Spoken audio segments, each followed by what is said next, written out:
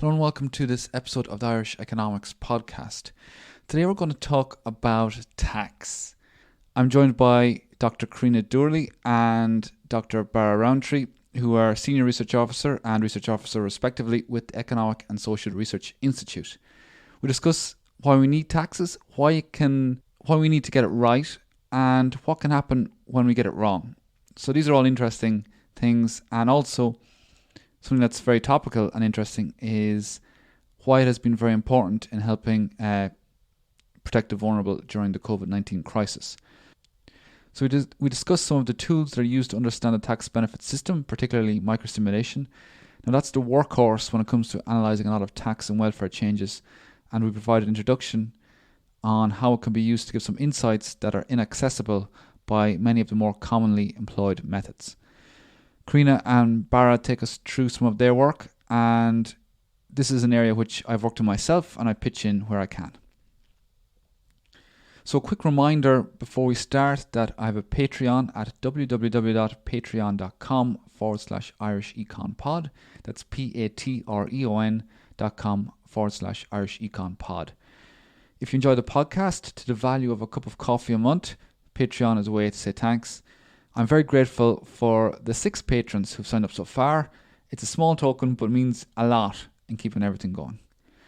Okay, so without further ado, I'll leave you and let you enjoy the conversation. The first thing we were going to discuss was just the issue of looking at the tax benefit system and how important that is and designing a good tax benefit system. So I think, Barra, you were on the chop here to try and help us explain what's constitutes a good tax benefit system, or what are the goals of a good tax benefit system? Yeah, so I think, the state last year raised around 70 billion in taxes and spent around 20 billion on transfers to individuals and households through the Department of Social Protection, Department of Employment Affairs and Social Protection is now called. And so, that's a really substantial amount of money, and it's therefore really important how it raises that money and what it does with it.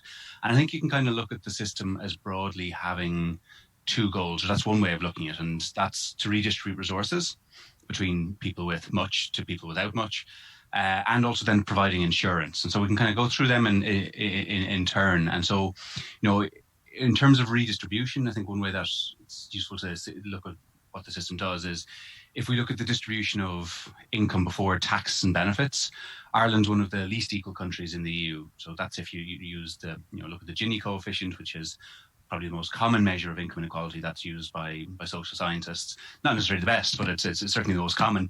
And so if you look at that, we're up there in 2017. It depends exactly how you measure, but we're at the top of the table. We're in the top three or so, however you measure it. But once you take away taxes and add on welfare transfers and pensions, we drop back down to mid-table. So very much in the middle of European countries, and so in numerical terms, that you can see that as the tax and welfare system redistributing resources. And to give a sense of the scale of that redistribution, it reduces the Gini coefficient from 0.544 to 0.306 in the estimates of these. So that's around 40%. So that, I think, that really can give us a scale of one thing that the tax and welfare system does is to redistribute, and it does that by significantly reducing inequality. So we're reducing the difference between the rich and the poor by 40%, essentially, or we're taking out that inequality by 40%. Yeah, and so so those are big numbers. I think is maybe the best way to look at it. To go down by that much of the Gini coefficient, to get small moves of even 1 percentage point would be quite big. To get it down by 40% is really, really substantial. But that kind of gives you a sense, I think, of the system has that role of redistributing resources around it. It taxes those who have lots of resources at a point in time, and it transfers that to people who don't. And I think kind of that kind of leads into then the other important role of the tax and welfare system, which is providing insurance to individuals and families. And so I think that you can kind of look at this in 2 ways again. So one aspect of this is kind of a formal type of insurance where people pay PRSI, pay-related social insurance contributions, and you pay them during working life, and that entitles you to contributory benefits, both in working life, so things like job seekers benefit if you lose your job, but also in retirement, like the contributory state pension. So paying PRSI through your life entitles you to that. So from that point of view, you can kind of look at what the system does as in part insurance. But it also does it in kind of more of an informal way. So the state provides lots of means-tested benefits that you're entitled to regardless of whether you paid sufficient PRSI contributions. So that's things like job seekers allowance rather than benefit, disability allowance, rent supplement, one-parent family payment, and then also there's a non-contributory pension. If you haven't built up enough of entitlement to the main one, to the contributory one. And so those are kind of financed out of general taxation.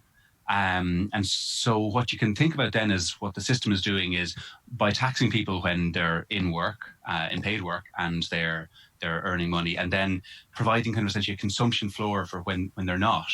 The system is kind of providing this informal insurance, and that is not directly linked, but what it is doing is providing that consumption floor so that if you experience a change in your circumstances, if you're hit by, a disability or a health shock in your life, that there is this kind of consumption floor there. And that's a really important and valuable role of what the system does. And maybe one that we look at less, not even as economists, but certainly in terms of public debate, I think emphasis is on redistribution. But that insurance is really an important aspect of what is done. Sure. That's really interesting because I would always have thought of it, and I think a lot of people would think more in terms of redistribution and maybe evening out different, like helping people who are maybe less well off or need a helping hand. But this aspect of insurance and sharing the risk with, like, socializing the risk that some people might hit a health shock or some people might hit some sort of unforeseen impact, that it plays that role. And I suppose, so I think maybe people do look at the formal element in terms of PRSI and say, well, I paid into the system, so I'm entitled to take stuff out. But there's also this more, I think, larger and in a way more important informal role in that even if you don't make those contributions, just the system operates in such a way that it does socialize that risk. And the state is very well placed to take on that risk and be the provider of that one. But it does, so, in order to do that, it needs to levy taxes and it needs to means test benefits. And that inevitably affects the decisions that individuals and families make over a huge range of things, like, from how much or whether they work at all, to when they have children, to how much they invest in education and training. So from that point of view, then, I think it's really important to examine the design of that system and ensure that it's achieving the things that we want it to achieve with the lowest possible cost or the least possible number of unintended consequences. And we're thinking about tax benefit system in terms of sharing or maybe socializing risks and helping those who need a helping hand. But by imposing these policies, we are changing the incentive or affecting the incentives faced by individuals. So basically, if you have a certain cost or certain sort of tax burden at a certain level, that might affect your incentive. Maybe incentives to work is one people always talk about, I suppose, or other incentives. And I think, Karina, you've done work on this or something like this in terms of the incentives, and maybe you could tell us something about what a good incentive is, and maybe then talk about some of these sort of perverse incentives that people try to avoid. Sure. Let me give you an example of a policy that can have important behavioural implications. So this is social assistance. So some research I did a couple of years ago looked at the behavioural impact of the French social assistance scheme. And social assistance is like a benefit of last resort. So if you've exhausted your entitlements to all other benefits, or if you're just not entitled in the first place, you get social assistance. And the French scheme, the Revenu Minimum d'Insertion, as it was called at the time, it's quite like schemes in place in other countries like Canada, Denmark and Luxembourg, in that it has an age condition. So if you're age under 25 and you have no children, you're not entitled to French social assistance. And the reason for including an age condition like this is really to encourage young people to join the labour market, because once they are attached to the labour market, they're less likely to leave. So what we found was that there was actually a significant decrease in employment at age 25 for the least educated in France. So about 7 to 10% decrease in employment. And what was happening really was that a proportion of young high school dropouts were actually waiting to turn 25 in order to avail of social assistance. And I don't want you to think that they were kind of, just mechanically waiting until their 25th birthday and then dropping out. What was happening really was that because these people were low earners and they were more likely to be on short-term contracts, they had less attachment to the labour market. What happened is they just didn't search as intensively for their next contract as they approached their 25th birthday. So we do see that, and because they knew that this safety net was coming up. So they had this safety net to fall back on once they turned age 25. And the design of this policy actually distorted individual job search behaviour at a pretty crucial time for career development. And And so that, I suppose that's kind of a good example of where there was a disincentive and maybe somewhat unintended disincentive. But actually the reform of that policy, which happened in 2009, sort of corrected that. So what they did was they said, okay, now you get to keep a part of this social assistance benefit when you take up a job. So it became like an in-work benefit. And this actually increased, so you still had this safety net there for people who needed it, but in-work income was then higher compared to out-of-work income for people who joined the labour market. So there was this extra incentive to work because you got to retain some of this assistance. So that was probably a good example of this, where policy was used to increase incentive to work and work very effectively.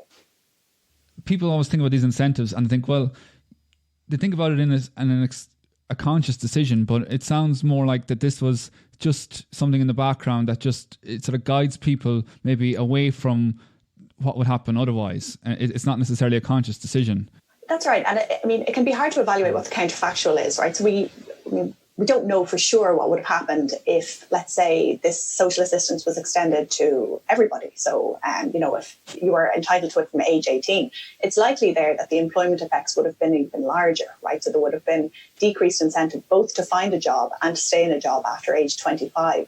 But it's quite difficult to know what the counterfactual is. So obviously the policymakers have to, use their best judgment and the evidence available in designing these policies, and sometimes there are unintended consequences like this one that need to be corrected at a later date. And just before we move on, so that paper used regression discontinuity, isn't that right? That's right. For the data nerds here, I'm a big fan of that method. I think it's really cool. But could you tell us a bit about how you actually estimated your effect? Yeah, so I really like regression discontinuity as well, because it gives you this lovely visual effect that's very easy to see and to understand as well, I think. So the major assumption underlying regression discontinuity, and for the purpose of this paper, was that 24-year-olds are essentially the same as 25-year-olds in most characteristics, right? So you would expect that employment probabilities would be sort of stable across these two age groups in the absence of any kind of distortionary policy. The thing for regression discontinuity design is you need a really large sample size, right, in order to get quite a robust effect. So we use the French census data, which is great, very big sample size. We had a quarter of the population, so about 14 million observations. So we were able to do this nice subgroup analysis where we compared 24, in its most basic form, you're comparing the employment rate of 24-year-old high school dropouts to 25-year-old high school dropouts. And the effect was it was quite robust. You could see it even in descriptive statistics, looking at raw employment rates, fitting more sophisticated models later on showed effectively the same effect. So that's kind of the nice feature of regression discontinuity design, a natural experiment like that, is you can visualize and interpret the results quite easily. So I used regression discontinuity for the first part of that evaluation, so looking at the effect of the existing policy. But and that's because there was data available. So we had data for individuals who were, the population that was subject to this policy. But for the reform, where the policy was turned into an in-work benefit, we didn't have data. So there we had to use microsimulation, right? And this is where microsimulation becomes very handy and can be used as a tool both on its own and alongside other types of method like this. So microsimulation allowed us to construct a counterfactual. So what would have happened to their income if they had been subject to this new policy? And then using a labour supply model fitted to this new distribution of income, you can look at how this would affect the labour supply. Interesting, yeah, very nice. It's a nice combination of methods, and you actually bring us on nicely to maybe discussing some of the methods that are used for distributional analysis and evaluating tax benefit. So you guys work in microsimulation, and I've done a bit of microsimulation as well, and one thing that I find is that a lot of what's really in vogue nowadays is estimating the average effects and regression discontinuity, these really nice ex post type analysis that tell us what has happened after the event, and we can look back and see what's going on. But that can answer certain questions, whereas microsimulation can then help us answer maybe looking forward ex ante type analysis. What if something happens? And especially if we're looking at maybe tax benefit type changes or something that revolves around a rule that you can actually simulate with confidence. Maybe you could tell us a bit about the sort of work you do in terms of looking at the tax benefit system when it comes to microsimulation. or how you implement it? Yeah, so I mean, I suppose I'd argue microsimulation is a very powerful tool that can be used on its own or in conjunction with other methods, and allows you to answer these kind of what-if questions. So what if we change this policy? How can we expect the distribution of income to change? How will this affect people's behaviour and so forth? So the Esri microsimulation model is called Switch, and it's linked to the Irish component of the Survey of Income and Living Conditions provided by the CSO.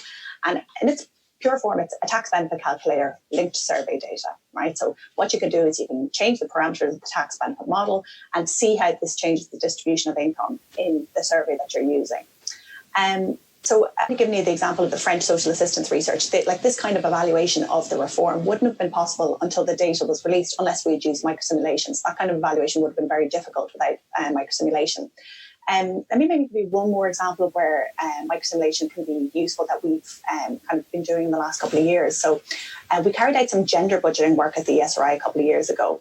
So in this work, we took a look at how tax benefit policies over the 10-year period surrounding the Great Recession affected income of men and women separately, okay? And to do this, what we wanted to do, we wanted to abstract from all the other changes that had happened during the Great Recession: employment, wage, demographic, etc. So what we did was apply two sets of policies to the same income distribution. So we took the 2008 policies and the 2018 policies and applied both of these to the 2018 income distribution to see what exactly the effect of changing the tax benefit policies over this period, what effect that had on men and women separately. And what we found that was women's income was disproportionately affected during the Great Recession because they were more likely to be receiving welfare payments, which were frozen in nominal terms during the period, most of the period at least. And they were also more likely to be caring for a child at a time when things like child benefit and one-parent family payments were cut. So that's kind of another example of looking at something beyond an average and something that wouldn't have been possible without the use of a model where you can actually change the parameters of the tax benefit system and apply them to the same population. Sure. So you get that insight into how things, not just the effect on the average individual, but how it affects individuals across the spectrum. And you can look at policy changes that are perhaps haven't happened already, which is very important when you think about when you need to make a decision, when you need to make a policy decision and you don't have that information. I think a lot of the academic work seems to be focused on what has happened and getting this really clean effect. It's almost like a footballer taking a perfect free kick. Whereas sometimes you need to score the goal in different ways, and you need to find out you don't actually have that pure method in place. Whereas it's still a valid insight, but it's perhaps not as pretty as maybe the regression discontinuity insight. But you've hit the nail on the head there. Yeah, we all love a lovely, clean experimental design to get a nice, precise effect out. But in the absence of that, when you're working with what ifs and counterfactuals, microsimulation is a good tool. Although not quite as exciting. Yeah, absolutely. It's definitely very functional.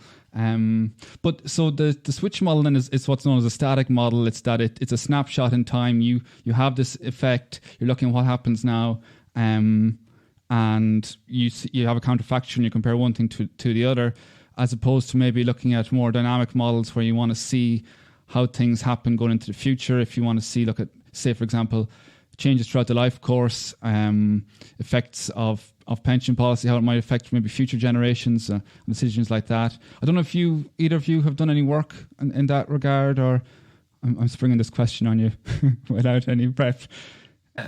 So a bunch of the work I've done has tried to look at exactly that, to try to look at, so we typically look at inequality or redistribution at a point in time. We kind of take people's incomes as they are, or as they report them in a particular month or in a particular year. And we know that people's circumstances change a lot over time. So both because a lot of things have a steep age profile. People tend to not work in their early years when they're maybe undertaking education or training. Tend to then move into employment, work for a number of years. Sometimes people drop out when they have kids for a while and then come back.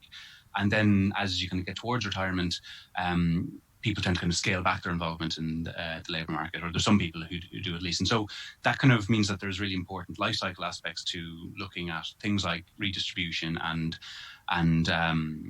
inequality. And so work that I've done using both real panel data, longitudinal data over a period of about 18 years, and also then kind of a microsimulation approach where you kind of invent essentially people, hypothetical. You can try estimate, what would people's lives look like over time. And looking at that, we could some of the work I've done has shown that, well, I think the big things are that inequality is a lot lower than it looks like at a point in time. That's not to say it isn't substantial, but it is less, and because people are often going through transitory shock. So, if you see people without income at a point in time, for some of those, it's because maybe they're taking a few months off between jobs, or because they're taking time off to go back maybe to education or training.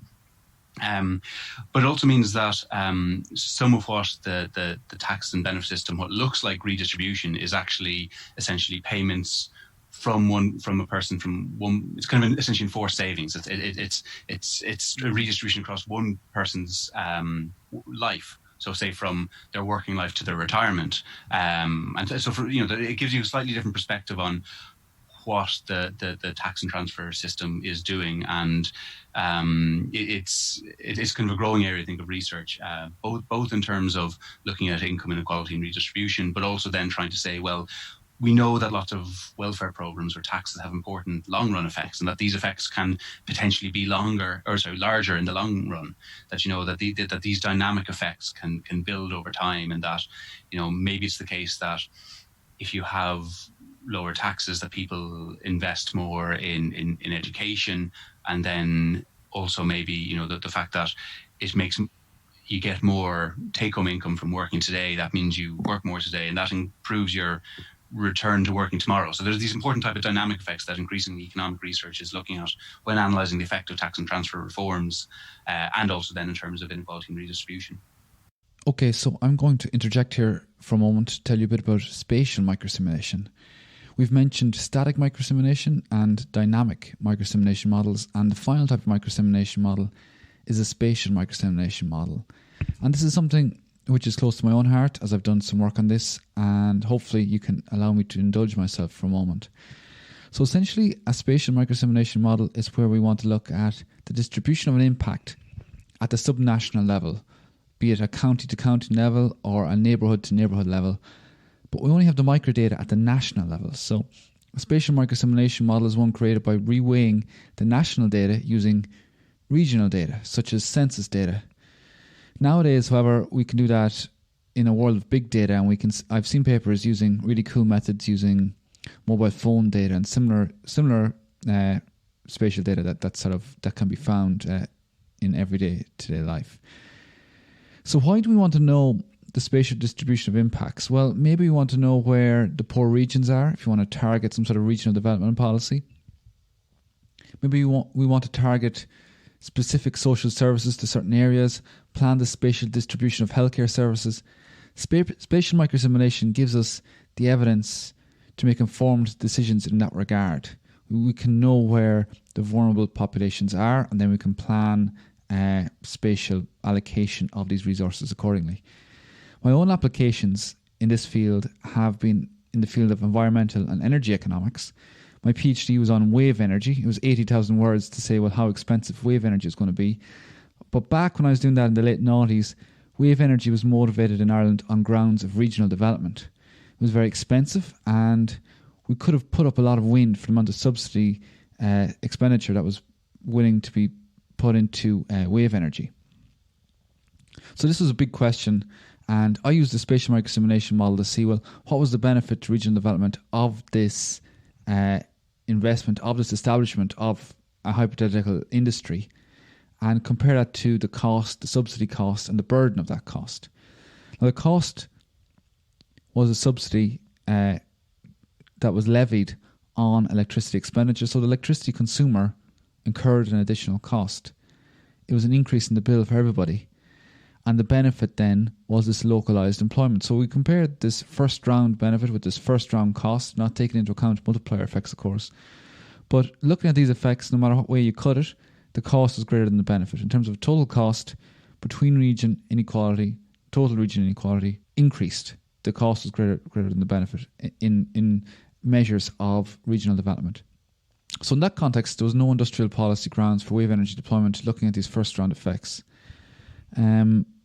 More recently, I've been doing perhaps more exciting work developing more precise methods for matching microdata to spatial regions.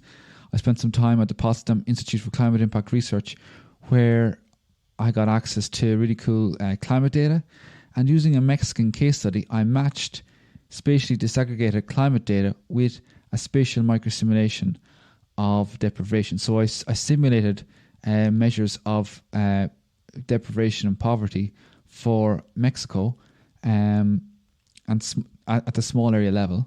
So why is this interesting? Well, up until now, when it comes to identifying areas that are vulnerable to the impacts of climate change, these are generally calculated according to perhaps the climate impacts, the weather, the heat, the drought stresses.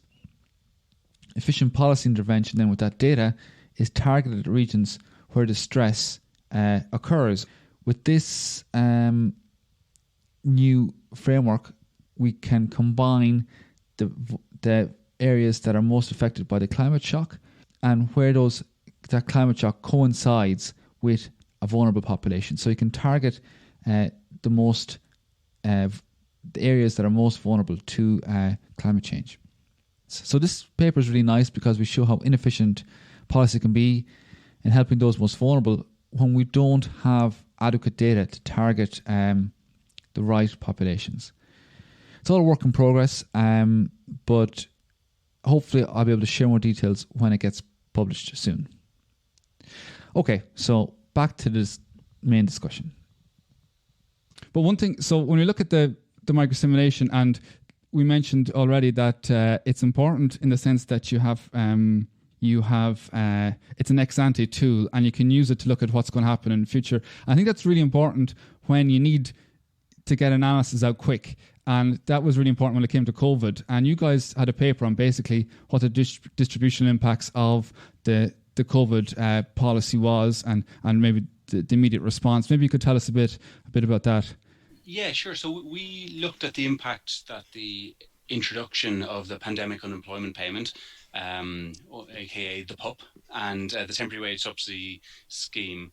So we looked at the impact that they had in terms of, I suppose, cushioning the impact of job losses from induced by the lockdown, and we find they did a lot of work to do that. So, I think the one that stands out to me is that we estimated that so we ran a few different scenarios, and our medium scenario probably is kind of closest in terms of the total number of job losses. Unfortunately, our high scenario was probably a bit on the low side, even for the number of people who lost their jobs or on the wage subsidy. But if we just take that medium scenario where we said around 600,000 people lose their jobs. So we found that the policy response meant that the number who lose more than 20% of their disposable income was reduced by about a third, from 400,000 families to 280,000 families. And essentially what's going on there is that because of the PUP and in particular, but also the temporary wage subsidy scheme, that really reduced the proportion of families who, by losing their job, would experience a really sharp decline in their income. Because previously they would have had to, say, rely on the job seekers payments, or, and essentially, in order to qualify for the job seekers benefit, it's based on the number of contributions you made 2 years ago. So anyone who would have started work in the last 2 years mightn't have been entitled to that and would have instead had to go and apply for means tested job seekers allowance. And that would have all taken a lot of time. There's the forms to fill out these, to get these benefits are long, and you need to go along and provide lots of information to your local job centre. And so by introducing in particular this flat rate payment of €350 a week, the government were able to really cushion the impact on families right across the distribution, and really reduce the number who are seeing extreme losses. And so, and from that point of view, the number who we estimate that the number who would have lost more than 60% of their disposable take-home income was reduced by almost half, from about 70,000 families to 40,000 families. So there's still a lot of people who are losing a lot of money, but it really that policy response was really, I suppose, swift and strong, and really was focused on getting money out there to families at short notice and not really worrying about the targeting initially. And so from that point of view, so I think we were kind of quite positive about the cushioning effect that had. And also, if you compare that response to other countries, it was able to get that money out to people much faster. There's in the UK, the system of universal credit was made more generous. That's their kind of like their safety net essentially there. But it was taking several weeks, in some cases a month, for people to get that payment. And so the Irish response really was a lot swifter and was very generous, but it's also very costly. And so, we estimated that because of the measures introduced, the costs of 100,000 people losing their job will be around 800 million more every quarter than it would have otherwise been. So the policy response did a lot to cushion incomes. It did so at quite significant costs, and that's going to it's going to create issues in the months, I suppose, ahead in terms of the recovery, in terms of how do we move away from that system in place, which was very much designed with being temporary, speedy, and strong, but ultimately creates other issues. Absolutely. So that's how I would have seen it, as being basically, we need to get something out there quick. Time is of the essence, and that was the response. But now it seems to be at the stage. Well, how do we tweak that for the long term, and how do we maybe progress on the pathway out of the crisis? And how would you guys see that evolving, or have you done any research on that, or heard any rumours on your travels? Well, I mean, it's likely that these payments will be tapered or cut over the next few months. And if we take the two kind of main policies separately, from the point of view of the PUP, as the economy recovers, the fact that this payment is so generous will mean that there is reduced incentive for people to work. So research by some of our colleagues at the Esri showed that the PUP is actually close enough to the take-home income of somebody working full-time on the minimum wage. So in order to provide an incentive for people to work, particularly at the moment where there may be people may be worried about their health, maybe worried that, if they go back to work, they'll be more likely to contract COVID, it is important to provide incentive to work. So right now, that's probably not much of an issue because much of the economy is still, either closed or reopening very slowly. But as our recovery progresses, this is likely to be an issue, and it's something that would need to be addressed, in order to encourage people to go back to work. So providing this incentive to work can be done in two ways. So either we cut the PUP, right? So we bring it back to, either its pre-pandemic level of job seekers benefit or job seekers allowance, or something in between. And this means that out of work income will be relatively higher in-work income, will be relatively higher compared to out of work income. Another alternative would be to allow people to accumulate their PUP payment with their earnings as they go back to work. So that would also provide an incentive for people to rejoin the labour market. So that's kind of on the PUP side of things. For the temporary wage subsidy scheme, eligibility for the scheme is based on, currently it's based on firm turnover. So firm turnover had to decrease in order for firms to be eligible for this subsidy for their employees. But withdrawing it based on the same criteria would be a mistake, because this would provide an incentive for firms not to increase their turnover, right? So, but the issue is, as the economy recovers, the dead weight associated with this scheme is going to increase. In other words, we're going to be subsidising firms that no longer need it, and it'll be hard to tell which firms are which. So really the timing of the withdrawal of this scheme is going to be crucial. So if policymakers decide to withdraw it too soon, some firms that may have been otherwise viable, if they had continued to get it for another couple of months, they might go under. If policymakers decide to withdraw it a little later, the cost of the scheme really spirals. So that's going to be the really tricky part about withdrawing the temporary wage subsidy scheme. And there's a lot of nuance required there to try and understand who really needs the payment. I don't envy anybody trying to make those decisions, essentially. Okay, well that's really interesting insight.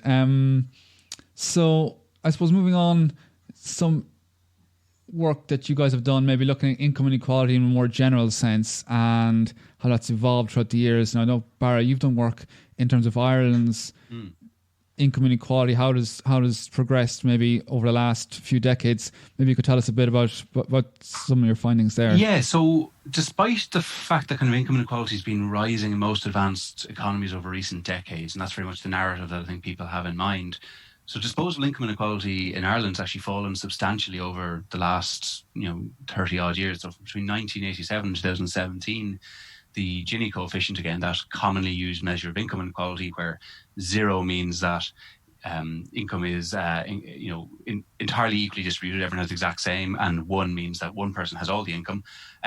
So on that kind of scale, the Gini fell in terms of disposable income from 0.333 in 1987 to 0.306. So that's around a 10% fall, which really is quite significant, and actually it's also statistically significant.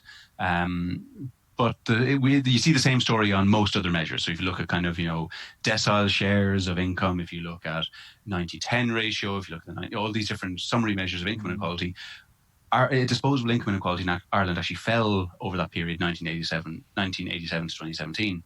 And in fact, it's the only other country, OECD country, where disposable income inequality has fallen significantly over the same horizon as France. So, our experience is really quite different to other countries, in particular, say, the US, where I think maybe, a lot of the discussion is about, where the Gini coefficient there has risen. The top 10% share has been rising, while median incomes have been, the incomes of people in the middle have really been stagnant and even falling in real terms, accounting for price changes depending on how you measure it. And so I think that really kind of illustrates the importance of studying what's going on here in Ireland and not just assuming that what's happening elsewhere also applies. Now that said, I think there's some caveats to that. So we have very poor data on incomes at the very, very top.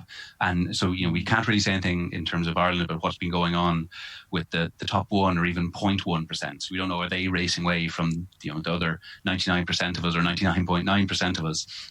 And that's something actually where I think there's scope for us to learn a lot more, because, if we can get access to data collected by the revenue commissioners, in particular, if we can combine data from business records with income tax payments, with capital gains tax returns, I think there's potential to learn more about what's going on there at the very top, because it's now not just about employees or even the self-employed. There's now what's happening in other countries, and I think the same is likely to be going on here, but it'd be good to kind of look at this and understand this, is that there's now a significant tax advantage to taking your income in the form of dividends or capital gains tax, to having your own company, storing income in that and selling it off. And then you can pay tax on that at a reduced rate of 10%. So that's an important aspect which hasn't fed into the story really here at all. And again, I think is likely to be particularly important at the top. But it's not something we really know about because we don't have the data. And that's, I think, really... Well, it's an unfortunate thing at the moment, but there is the capacity to do that, and hopefully that's something which we can do and learn more about. Okay, so you're after inspiring 2 questions. So first of all, we're talking about disposable income. So this is income after taxes and transfers. But so essentially, what's driving the decline in disposable income then tends to be any tweaks that are being happening with the tax benefit system. Would I be correct? So that's one important part of it. But actually, I think the story in Ireland is really interesting, and we should do more on it, and there needs to be more worked on it, because so kind of think what you're kind of getting at is that at the same time that disposable income inequality has fallen, market income inequality in terms of that bit that you do see on your payslip before in terms of your gross salary before taxes, inequality in market income has been going up. So it's not it's a smaller rise. So it's the market income Gini coefficient went from 0.523 to 0.544 over the period 1987 to 2017. But you also had something kind of interesting going on there. So, we have a range of different summary measures. The Gini coefficient isn't, despite the fact that it's the only one you usually ever hear, is not the only measure. We have a range of summary measures. Some of them are kind of top sensitive to what's going on at the top, others sensitive to what's going on at the bottom. And if you look at these over that period in time, the Gini coefficient and the top sensitive measures do suggest that market income inequality has increased. But actually, those measures that are bottom sensitive suggest it's actually fallen a bit. And so what you kind of and so I've looked at this a little bit, and again I think there's still a lot more to be done on this and the Irish experience, and I think it's a really interesting thing that people should be looking at. But what we saw in Ireland is actually stronger growth in earnings, both weekly earnings and hourly wages, at the very bottom of the distribution that was actually strongest, and at the top and the mid, and it was a little bit lower in the middle of the distribution. But so it means that there's kind of a complicated story going on there. But then also one of the factors that feeding into this higher market income inequality is the changing patterns of employment within couples. So, we've seen a big rise in the employment of women in Ireland. It's really shot up, and we were really kind of laggards in that. We had very low rates of participation in the labour market among women until quite late in the 20th century by comparison to other countries, or other European countries anyway. And but one thing that is going on there is that actually we now have a lot more high income 2-earner couples. And so, you would have been in a position where previously you were more likely to have 2 people in work if a family was low income. Now it's actually the other way around. And, there's a whole bunch of things tied up in that. But what that does mean is that's a contributing factor to the growing concentration of market income inequality, particularly at the top, in that you do have a kind of a changing structure of families, a changing structure of the labour market, and how that feeds through is more complicated than maybe I think the kind of the story that we sometimes hear or discuss. And you mentioned another thing there about maybe a lot of people might take their income in different ways, maybe through some sort of a company. Could you maybe just break that down a bit more, because this is a story people might be interested in hearing? Yeah. So there are a number of different ways you can carry out some economic activity. You can carry it out as an employee. You could carry it out as a sole trader. You could set up your own company and you could be the director of that company, and you could also employ yourself a little bit, maybe employ your spouse and children as well for a little bit. And all those different ways of carrying out, you can potentially have a task, some kind of economic activity, which can be carried out in all those ways. And we actually tax each of those forms of work differently. If most people understand, will be PAYE workers, and they'll understand that, I'm employed, I pay income tax, USC, and also PRSI, and my employer also makes a PRSI contribution. If you're self-employed, you pay income tax and USC, and you actually pay a little bit more income tax and USC than an employee with the same level of income would pay. But there's no equivalent of the employer PRSI. And so there's actually this big wedge in terms of just looking at activity carried out by an employed person or a self-employed person, a big wedge in the tax that is ultimately paid across those two forms. And so this isn't something just going on in Ireland. It's something that the OECD have been drawing attention to about both in loads of countries, in Netherlands, the UK. So that's kind of one aspect of it. Then another aspect is that, well, you don't only have to operate as a sole trader. You might be able to establish yourself as a company, set yourself up and maybe some of your family as the shareholders of that. You take in the money, you pay yourselves a bit of salary, so you pay yourselves probably whatever the tax optimum amount is. Then you save up, pay yourself the rest in terms of dividends. Pay yourself a little bit of a dividend, and then you hold income in the company until such a time as you're willing to get rid of it. And when you do, you can then avail of what's called in here entrepreneurs relief, where you pay a reduced rate of capital gains tax on disposal of the asset, and that can lead you paying to much lower rate of tax than you would have otherwise paid if you carried out that task as a sole trader or indeed as an employee. So there's all these kind of, there's different forms of economic activity that we tax differently and that lead to different levels of take-home income. And that's, I think, going to be, it's part of kind of the gig economy story, but it's not really one that I think we've really explored here in Ireland as much as maybe we should.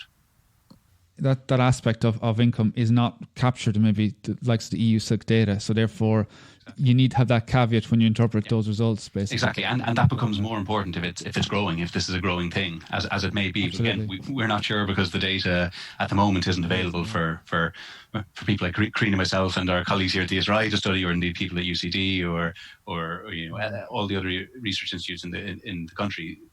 I'm sure we'd all love to have access to that. Absolutely, yeah. No, that's interesting insight. Okay, so before we wrap up, then you both have worked in terms of looking at impact of gender and in relation to tax benefit systems, and I think you've both done similar papers looking at second earners and how changes.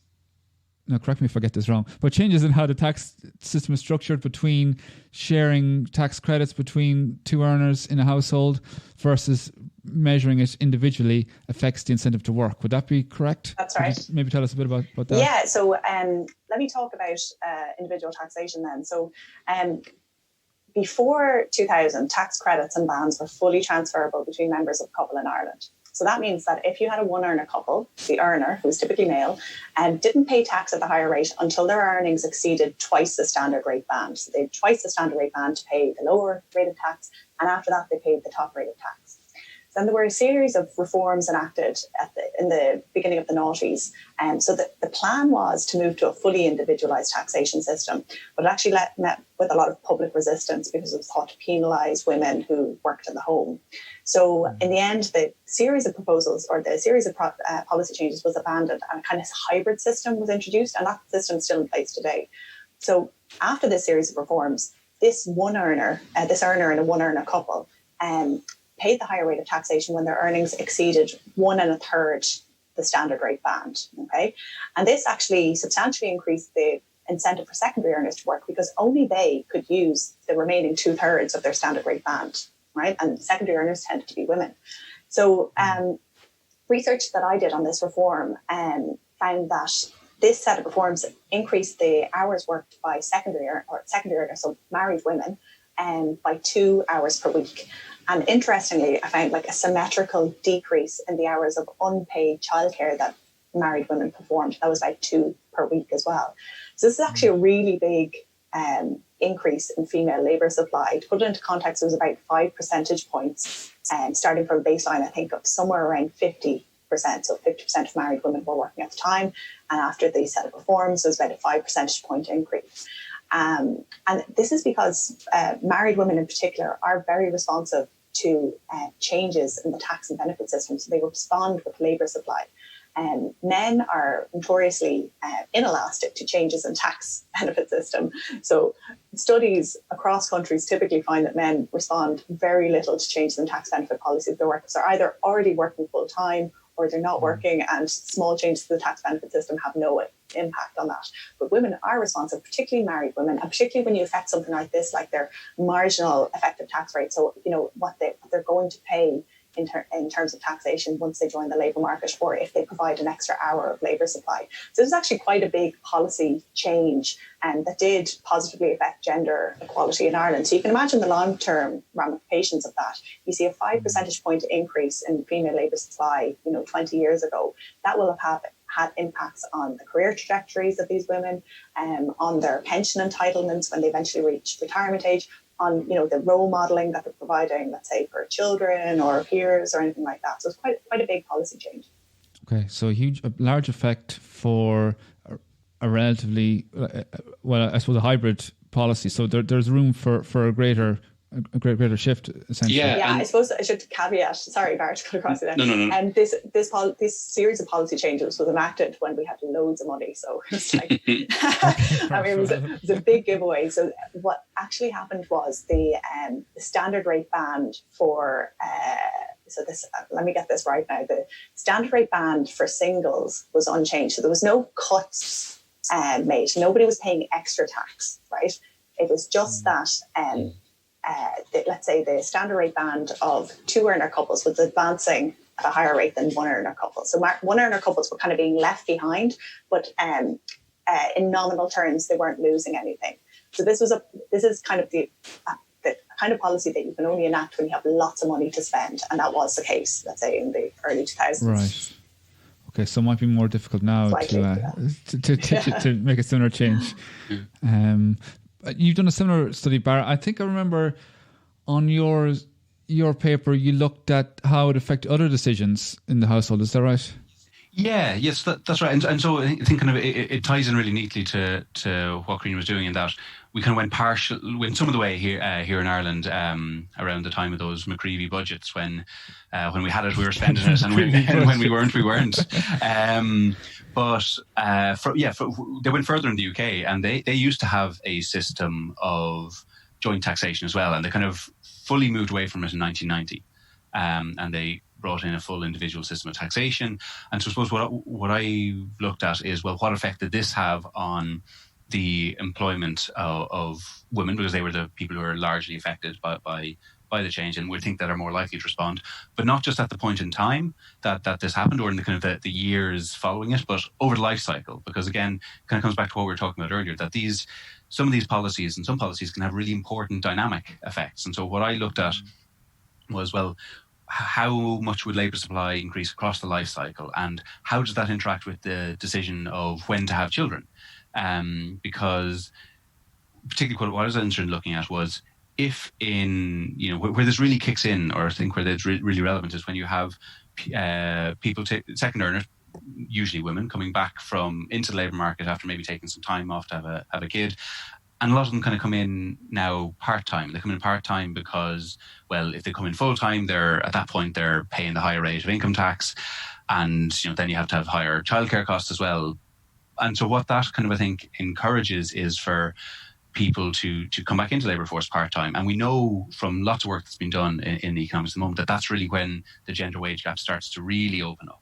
Like, it exists a little bit beforehand, but it's really when it opens up is when women come back into the labour market. They tend to work part-time, and then as a result, they tend not to progress as fast in the career. So I think that's why. So I was kind of interested in understanding, well, if you did away with this additional disincentive, there's still many other barriers and many disincentives to go back into full-time work. And that's not to, this is just to kind of focus in on this aspect of the tax system, but there's this additional disincentive to returning to full-time work. And that's really kind of where I found the biggest effects, that essentially in the kind of the way I looked at it and the way I estimated it was that in response to this reform of getting rid of a system of joint taxation, women tended to push back the age at which they first had a kid and stay in work full-time and stay in work full-time when they came back to work as well. So there's this important, and that had kind of this snowballing type of effect, in that by working more full-time, particularly over their 30s,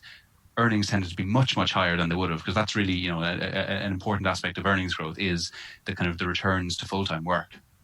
And so from that point of view, the kind of work that I've done really kind of shows that the effects that we know moving away from joint to individual taxation can have might be even larger in the longer run because of these kind of dynamic effects. Okay, and to simulate those dynamic effects, you simulated those dynamic effects, you weren't able to. Yeah. Alas, the data are not good enough in the UK or here or most countries. I think it's only really in Sweden and Denmark now where we're getting towards the stage, even though we're not quite there yet, where you have wide enough data and long enough of a period of life that you can potentially look at use data to look at these things. But ultimately, a lot of the time, if you want to kind of isolate the impact of a particular effect, you're going to need to undertake some kind of simulation approach or make some modeling choices. And we can't, and that has its costs, but it also allows you to get at and try isolate the effect of particular reforms. Yeah, no, there's one thing I've learned from this discussion is that to combine the simulation type papers with some sort of empirical ex post analysis, it leads to a very nice insight, and also I think it can be more publishable. Publisher friendly. But we'll see about that. But but okay, well, I think we've covered everything. So Barra and Karina, thanks very much. I really appreciate the time. Thanks for having us on to talk about it. Okay, so thanks everybody for listening. A quick reminder before we go that we have a Patreon at patreon.com/IrishEconPod. If you want to help towards keeping the costs down, Patreon is a way to say thanks, and I really appreciate all the help that's been offered so far. Thanks everybody for listening, and all the best.